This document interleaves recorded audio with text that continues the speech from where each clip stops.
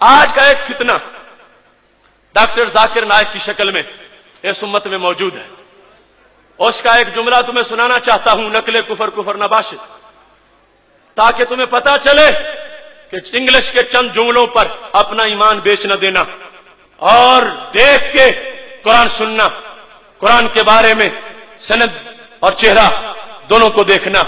تمہارے سامنے وہ لفظ پیش کر کے اس کے بعد پھر میں اس پر حوالہ جات پیش کروں گا کہ جس عقیدے کو آج کا یہ موذی ڈاکٹر رد کرنا چاہتا ہے وہ عقیدہ تو صحابہ کا بھی تھا، وہ تابعین کا بھی تھا، وہ تبع تابعین کا بھی تھا، وہ ساری صدیوں میں وہ عقیدہ موجود رہا ہے اور اللہ کے فضل سے آج بھی اس عقیدے پر امت مسلمہ موجود ہے. اس سلسلہ میں قرآن مجید برہان رشید کے فرامین امت کا عمل اور یہ ایک پریکٹیکل پیش کرنا چاہتا ہوں. آج کی تاریخ میں ہم محمد صلی اللہ علیہ وسلم سے بھی نہیں مانگ سکتے. باقی لوگ کو تو چھوڑو، سنت اور باقی بابا لوگ کو چھوڑو، محمد صلی اللہ علیہ وسلم کو بھی ماننا ہمارے لیے حرام ہے. جو شخص مر چکا ہے آج کی تاریخ میں ہم محمد صلی اللہ علیہ وسلم سے بھی نہیں مانگ سکتے. باقی لوگ کو تو چھوڑو، سنت اور باقی بابا لوگ کو چھوڑو، محمد صلی اللہ علیہ وسلم کو بھی ماننا ہمارے لیے حرام ہے. جو شخص مر چکا ہے. معاذ اللہ. اب یہ جملہ جو وہ بول رہا ہے، بک بک کر رہا ہے، آج کی تاریخ میں محمد الرسول اللہ صلی اللہ علیہ وسلم سے مانگنا جائز نہیں، مانگنا حرام ہے. معاذ اللہ.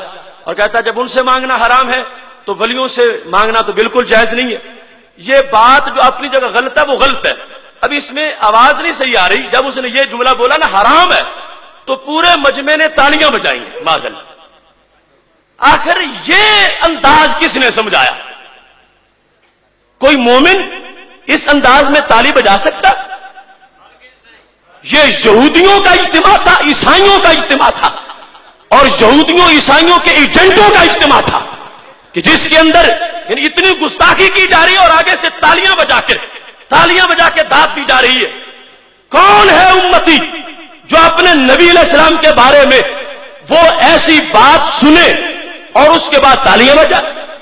اس واسطے میں قبل اس کے خلاف دلائل دوں، میں حکومت پاکستان سے یہ مطالبہ کرتا ہوں کہ جس طرح انڈیا میں اس موذی کے لیکچر پر پابندی لگائی گئی، پاکستان میں بھی اس کے چینل پر پابندی لگائی جائے. ہاتھ اٹھاؤ. اس یہ میڈیا کے لوگ اور جنسیوں کے لوگ دیکھیں، یہ داتا کے دیوانے، یہ پنجاب اور ملک کے دور دراز علاقوں سے آئے ہوئے لوگ یہ تقاضا کر رہے ہیں اس بے لگام ڈاکٹر کو لگام دی جائے اور اس کے جو ٹی وی چینل ہے اس کو پاکستان میں جام کر دیا جائے، اس کے لیکچروں پر پابندی لگائی جائے. کیا آپ کو یہ تجویز منظور ہے؟ آپ کو یہ قرارداد منظور ہے؟ اب اس کا بیان سن لو. سنو اب یہ حدیث شریف میں آپ کے سامنے پیش کر رہا ہوں، مصنف ابن ابی شیبہ میں موجود ہے. اس کے علاوہ اس حدیث شریف کو ابن حجر نے فتح الباری کے اندر اس کی سند پر بحث کر کے بالکل صحیح قرار دیا ہے. ابن کثیر نے اس کی سند کو جید قرار دیا ہے.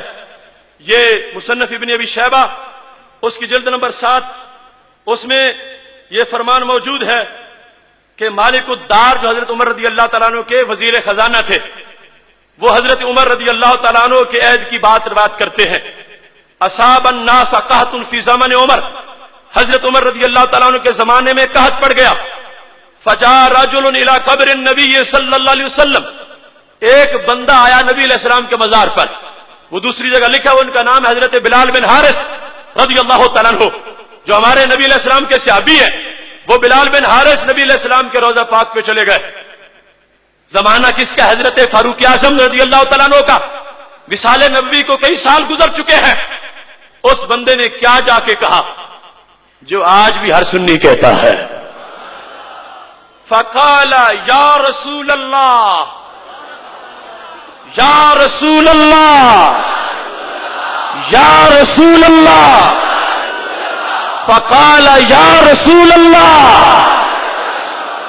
یا کے ساتھ ندا کی، پہلا خطاب، اے اللہ کے نبی صلی اللہ علیہ وسلم، استسقی، آپ بارش مانگیں۔ اگر معاذ اللہ وہ مٹی میں ملنے والا عقیدہ ہوتا تو ہرگز نہ بولتے، یہ منگتے ہیں، مانگنے آئے ہیں، لب واہ ہیں، آنکھیں بند ہیں، پھیلی ہیں جھولیاں، کتنے مزے کی بھیک تیرے پاک در کی ہے، اور میرے کریم سے گر قطرہ کسی نے مانگا، دریا بہا دیے ہیں، دربے بہا دیے ہیں۔ اس تس کے دوسرا خطاب ہے لِأُمَّتِ کاف ضمیر تیسرا خطاب ہے۔ یہ مسجدوں کے کونوں سے یا مٹانے والے سوچیں، نبی علیہ السلام کا وصال ہو چکا ہے اور صحابی ہیں، 3 مرتبہ خطاب کر رہے ہیں، ایک یا کے ساتھ، دوسرا اس تس کے انت جس میں ضمیر ہے خطاب کے ساتھ، تیسرا لِأُمَّتِ اپنی امت کے لیے۔ تو کیا عقیدہ بنا کہ نبی علیہ السلام زندہ بھی ہیں، میری بات سن بھی رہے ہیں۔ فَإِنَّهُمْ هَلَكُوا، امت ہلاک ہونے والی ہے، آپ دعا مانگے جو بتاتے ہیں، اور ہمارا عقیدہ ہے رب ہر جگہ سے سنتا ہے، مگر ان کے در پہ جائیں تو اچھی سن لیتا ہے۔ مانگا فَأَتَى الرَّجُلَ فِي الْمَنَامِ، نبی علیہ السلام اس بندے حضرت بلال کے خواب میں تشریف لے آئے، فَقِيلَ لَهُ، اسے کہا گیا انہیں، ائت عمر، جاؤ میرے عمر کے پاس، فَأَقْرِئْهُ السلام، انہیں میرا سلام کہو، وَأَخْبِرْهُ، انہیں خبر بھی دو، أَنَّكُمْ يُسْقَوْنَ، تمہیں بارش سے سیراب کر دیا جائے گا، تُسْقَوْنَ، تمہیں پلا دیا جائے گا، أَنَّهُمْ يُسْقَوْنَ، انہیں سیراب کر دیا جائے گا، اور قُلْ لَهُ، انہیں پیغام بھی دو، عَلَيْكَ الْقَيِّسِ، عمر فراست فہم سے خلافت نبانی ہے۔ اب یہ حضرت عمر رضی اللہ تعالیٰ عنہ کے زمانے میں سوال کس سے کیا گیا؟ نبی علیہ السلام سے۔ کس سے کیا گیا؟ کس نے کیا؟ صحابی رسول صلی اللہ علیہ وسلم نے۔ اگر سند کی کسی کو خارش ہو رہی ہو تو یہ ہے ابن کثیر کا البدایہ والنہایہ، جلد نمبر 7 صفحہ نمبر 98، اس پر بھی یہ لکھا ہے، عن ابی صالح عن مالک قال اصاب الناس سکات فی زمن عمر بن الخطاب فجاء رجل الى قبر النبي صلی اللہ علیہ وسلم فقال یا رسول اللہ صلی اللہ علیہ وسلم استسق اللہ لامتک فانهم هلكوا فاتاه رسول الله صلی اللہ علیہ وسلم في المنام فقال ائت عمر فاکرهه مني السلام واخبرهم انهم مسقون وقل له عليك بالقيس۔ یہ سب کچھ بیان کر کے کیا کہا؟ ھذا اسناد صحیح، ھذا اسناد، ھذا اسناد، ھذا اسناد، ھذا اسناد، یہ سند بالکل بالکل کس نے کہا؟ ابن کثیر نے، ابن تیمیہ کا شاگرد ابن کثیر، ھذا اسناد صحیح، یہ سند بالکل صحیح ہے۔ اور یہاں پر یہی بات ختم نہیں ہو جاتی، یہ دیکھو جو ثانیہ فتح الباری کی صحیح بخاری کی، یہاں پر بھی اس کو لکھا گیا ہے، 629 صفحہ ہے اور 630 صفحہ ہے، اس میں یہ کہا وَرَوَا ابن ابی شیبہ بِإِسْنَادٍ صحیح، کہ ابن ابی شیبہ نے سند صحیح سے اس کو روایت کیا ہے۔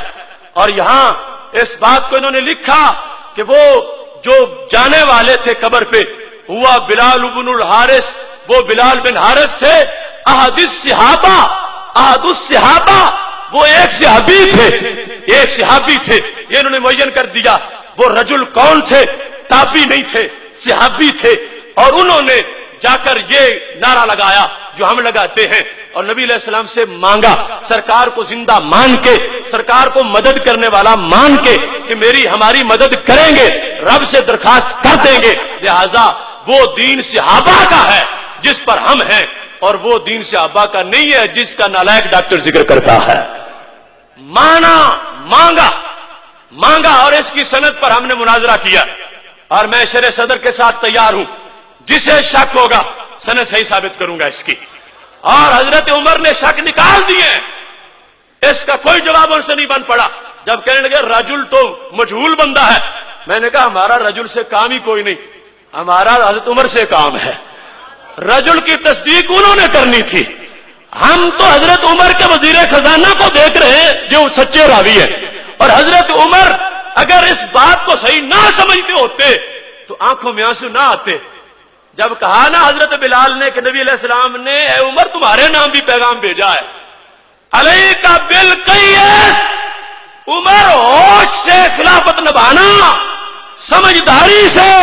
سمجھداری سے آگے بات چلانا۔ تو کہنے لگے یا رب ما آلو الا ما اجزت عنہ، خدا کی قسم ہے آخری سانس تک پوری طاقت سے کام کروں گا۔ چھوڑ سکتا تھا؟ کہتے ہیں بلال بن حارث تو گیا کیوں ہے؟ تو نے شرک کیا، تیری بات پر تجھے سزا ملے گی۔ نہیں، حضرت عمر نے مانا تو صحیح گیا ہے، تیری بات میں قبول کرتا ہوں، سندیشہ تیرا صحیح ہے، لہذا رجل والا معاملہ حضرت عمر نے ختم کر دیا ہے۔ انہوں نے صفائی لینی تھی، ان کے نزدیک جو معتبر ہے وہ ہمارے نزدیک بھی معتبر ہے۔ جب وہ مان گئے رجل کی بات، ہم بھی مان گئے اور ان تک سند ثابت ہے، لہذا میں سند صحیح سے یہ بیان کر رہا ہوں کہ نبی علیہ الصلوۃ والسلام سے بعد از وصال ہم ہی نہیں صحابہ بھی مانگنے والے ہیں۔ اس سلسلہ میں ان حوالہ جات کی تفصیل کے ساتھ آ جاؤ اب امام بخاری سے یہ پوچھ لیتے ہیں کہ صحابہ کا عمل کیا تھا اور انہوں نے کیسے مانگا نبی علیہ الصلوۃ والسلام سے۔ یہ میرے ہاتھ میں جو کتاب ہے اس کا نام ہے الادب المفرد، یہ ہے امام بخاری کی کتاب۔ اس میں ایک باب ہے، باب ما یقول الرجل اذا خدرت رجلہ، جب بندے کا پاؤں شل ہو جائے، سو جائے، اسے کیا کرنا چاہیے۔ اس باب میں انہوں نے حدیث ذکر کی ہے، اے سنی اپنے ایمان کی سند پر ناز کر، کہاں سے چل کے تیرا مسلک آیا ہے۔ یہ ہے الادب المفرد، الادب المفرد، اور 142 صفحہ۔ آپ حیران ہوں گے باقی کتابیں نہیں